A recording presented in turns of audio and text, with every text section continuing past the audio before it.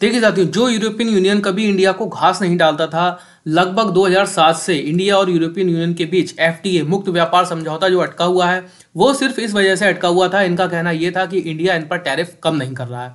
दूसरी ओर मैं बात करूं कि यूरोपियन यूनियन के द्वारा एक समय यह भी था कि डब्ल्यूटीओ में इंडिया को घसीटा गया था, सिर्फ इस वजह से कि इंडिया इन पर बहुत ज़्यादा टैरिफ लगाता है, ऐसा कहना था यूरोपियन यूनियन का। बट देखिए किस तरीके से सिचुएशंस पलटती हैं। हाल फिलहाल में जो यूरोपियन यूनियन की अध्यक्षा है उर्सुला वॉन डेर लेन, ये आई हुई हैं इंडिया। यहाँ पर आप इनका ट्वीट देख सकते हैं। इनका कहना यह है कि इन an era of conflicts and intense competition you need trusted friend, मतलब कि ये इंडिया को एक भरोसेमंद दोस्त बता रही हैं। For Europe India is such a friend and strategic ally, बहुत सहयोगी बता रही हैं। It will discuss with Narendra Modi how to take our strategic partnership to the next level. देखिए नेक्स्ट लेवल पर इंडिया और यूरोपियन यूनियन के पार्टनरशिप को ले जाने की बात कर रही है। अब बात करेंगे कि इनकी ऐसी क्या मजबूरी है कि इनको इंडिया आना पड़ता है, और इंडिया आने के बाद ये बात करती हैं कि कैसे यूरोपियन यूनियन और इंडिया के रिश्तों को सुधारा जाए। देखिए मेरा नाम है एसके शर्मा और मेरे चैनल स्टडी सेंटर पर आप सभी लोगों का बहुत बहुत स्वागत है। अगर अभी तक आप लोगों ने हमारे इस चैनल को सब्सक्राइब नहीं किया है so please subscribe this channel, because global updates की डेली वीडियोस हमारे इस चैनल पर अपलोड की जाती है। देखिए बात कर लेते हैं कि पहले तो इनकी मजबूरी को समझेंगे कि ये इंडिया क्यों आई हैं। दूसरी ओर हम समझेंगे कि कैसे ये अब चाहती हैं कि इंडिया के साथ यूरोपियन यूनियन का जो संबंध है इंडिया के साथ उनमें विस्तार हो, और आगे बात करेंगे कि कैसे यूरोपियन यूनियन का साथ इंडिया के लिए भी हेल्पफुल हो सकता है। इन सभी चीज़ों पर चर्चा करेंगे। उससे पहले कारणों को जान लेते हैं कि यूरोपियन यूनियन की अध्यक्षा इंडिया क्यों आई हुई हैं, और वो भी अपने बहुत बड़े प्रतिनिधिमंडल के साथ। अब संभावना ये जताई जा रही है कि मे बी इंडिया और यूरोपियन यूनियन के बीच काफ़ी बड़े समझौते हो सकते हैं व्यापार को लेकर। देखिए यहाँ पर मैंने अपने एक वीडियो कवर किया था जिसमें आप देखेंगे जैसे ही ट्रंप आए थे सत्ता में, उन्होंने कहा था कि भाई हम जो है ना टैरिफ लगाएंगे। अब इन्होंने 25% टैरिफ लगाए थे। कनाडा, मैक्सिको, यूरोपियन यूनियन, इन सभी पर इन्होंने अनाउंस किए थे टैरिफ, इंक्लूडिंग चाइना। उसके बाद से ही इन्होंने क्या किया कि भाई ये टैरिफ को इन्होंने रोक दिया।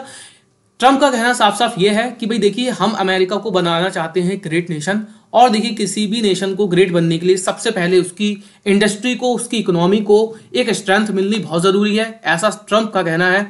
और यही कारण है कि ट्रंप ने रिसेंटली अनाउंस किए हैं रेसिप्रोकल टैरिफ। अब ये जो रेसिप्रोकल टैरिफ हैं उनके अंतर्गत आ रहा है कि इनका कहना यह है कि हम आने वाले समय में यूरोपियन यूनियन पर 25% टैक्स लगाएंगे। देखिए यहां पर आप पढ़ेंगे आर्टिकल, द गार्जियन का आर्टिकल है, Trump was to slap 25% tariff on EU. इसके बाद से ही यूरोपियन यूनियन घबराया हुआ है, बौखलाया हुआ है, और अब यही कारण है कि अगर ये 25% टैरिफ 12 मार्च से लागू हो जाते हैं यूरोपियन यूनियन के ऊपर, तो ऐसे में यूरोपियन यूनियन का जो मैं कहूँगा कि ऑटो पार्ट्स का मार्केट है, वाइन्स का मार्केट है, डेयरी प्रोडक्ट्स का मार्केट है, क्योंकि बहुत बड़ी मात्रा में ये अमेरिका को निर्यात करते हैं। आने वाले समय में यूरोपियन यूनियन को एक बहुत बड़ा झटका लगेगा अगर ये 25% टैरिफ इनके ऊपर लग जाता है। तो अब देखिए अगर 25% टैरिफ लगेगा तो इससे होगा क्या? होगा ये कि 25% तक अमेरिकी मार्केट में इनके सामान हो जाएंगे महंगे, और ऐसे में जब सामान महंगे हो जाते हैं तो फिर वो सामान अमेरिकी मार्केट में नहीं बिकेंगे, लोग उनको खरीदेंगे नहीं, ठीक है ना। ऐसे में इनके ही देश में ये सामान होने लगेगा डंप। अब देखिए यही कारण है कि यूरोपियन यूनियन के अध्यक्षा इस समय आई हुई हैं इंडिया में। ये चाह रही हैं इस समय कि इंडिया के साथ इनके व्यापार समझौते हों, कुछ ट्रेड एग्रीमेंट्स ऐसे हों जिससे कि इनके प्रोडक्ट, मान लीजिए आने वाले समय में अमेरिका अगर 25% टैरिफ लगा देता, और देखिए इट इज श्योर कि आने वाले समय में ट्रंप लगाएंगे जरूर 25% टैरिफ। अगर मैं कह रहा हूँ 25 नहीं लगाएंगे, कुछ नेगोशिएशन हो जाते हैं तो कम तो लगाएंगे ही लगाएंगे। ऐसे में देखिए ये तलाश कर रही है एक नए मार्केट की। दूसरा थ्रेट इनके लिए ये है, दूसरा थ्रेट है इनके लिए चाइना, क्योंकि हाल फिलहाल में हमने देखा है कि पिछले कुछ दशकों से शी जिनपिंग की गवर्नमेंट के अंदर चाइना ने अपना जो BRI है, ठीक है, बेल्ट एंड रोड इनिशिएटिव, इसको BRI है, इसको चाइना ने बहुत हद तक बढ़ाया है। और इटली ने भी अनाउंस किया था बीच में कि वो चाइना के BRI में शामिल हो जाएगा। बट हमने देखा था कि किस तरीके से चाइना अपने ऋण जाल में देशों को फंसाता है। ये खतरा है एक यूरोपियन यूनियन को। यही कारण है कि यूरोपियन यूनियन एक, यहाँ पर जैसे कि आप ट्वीट देखेंगे, यहाँ पर इन्होंने यूज किया है वर्ड ट्रस्टेड फ्रेंड, ठीक है ना। देखिए यहाँ पर आप देखिए competition in an era of conflict intense competition you need our trusted friend. यही कारण अब इंडिया से ये कह रहे हैं कि भाई ये एक भरोसेमंद देश है और दोस्त है, क्योंकि चाइना देखिए है एक ऐसा देश, वो फैलाना चाह रहा है अपना BRI यूरोप के अंदर। इटली शामिल भी हो चुका है, बट इटली ने अनाउंस किया था कि भाई देखिए हम चाइना के जो ऋण जाल है उसमें नहीं फंसेंगे, और यही कारण है कि यूरोप के और भी देश नहीं फंसना चाहते हैं चाइना के ऋण जाल में, इसीलिए ये देख रहे हैं इंडिया की ओर। अब देखिए कि ये इंडिया की ओर इतना क्यों देख रहे हैं, मतलब क्या ऐसी जरूरत इनकी हो गई है कि इंडिया की ओर देख रहे हैं।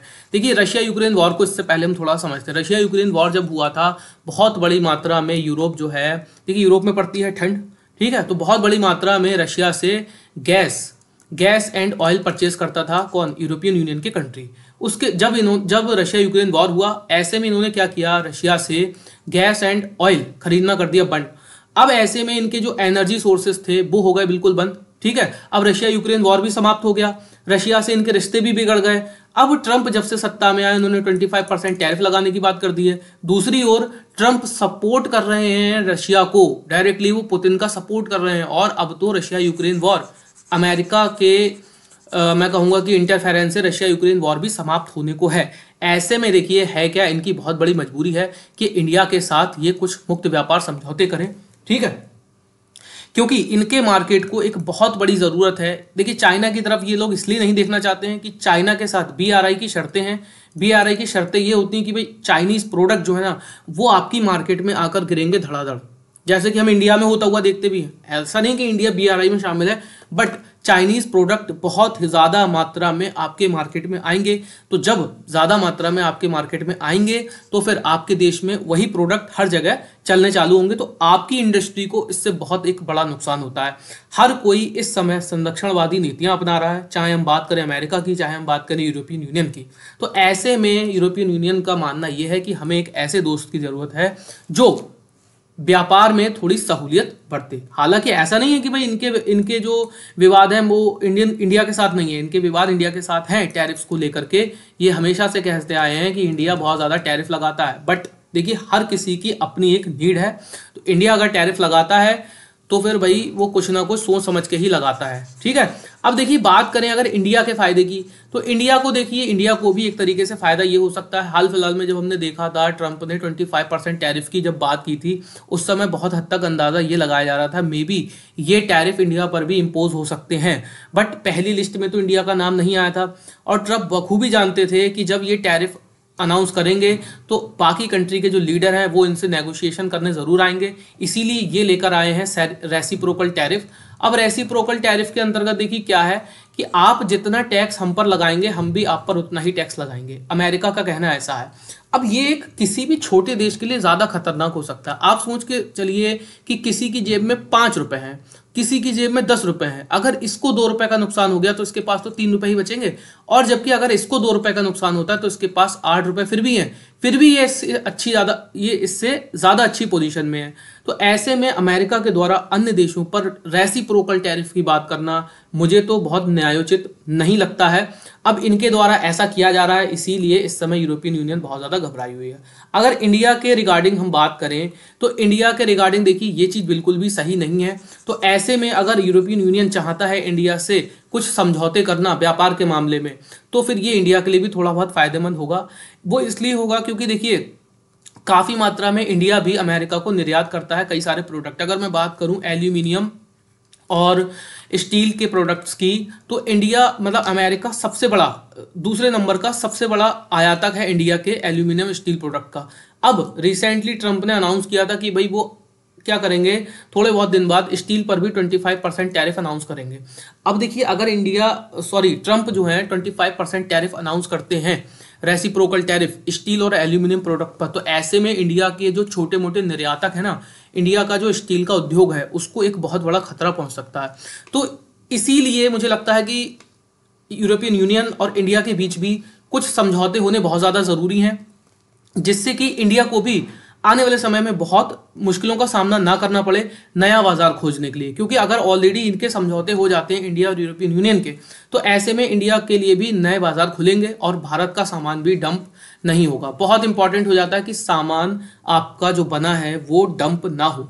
अगर सामान डंप होना स्टार्ट हो जाता है ना तो आपकी इकोनॉमी को एक बहुत बड़ा झटका पहुंचता है, ठीक है। तो देखिए, मुझे ये लगता है कि शायद अब इंडिया और यूरोपियन यूनियन के बीच कुछ समझौते हों, जिसमें मेनली हम बात करेंगे ऑटो पार्ट्स, ऑटोमोबाइल की। दूसरी ओर हम बात करेंगे डेयरी प्रोडक्ट्स की, क्योंकि यूरोप के अंदर डेयरी प्रोडक्ट्स बहुत ज़्यादा फेमस हैं।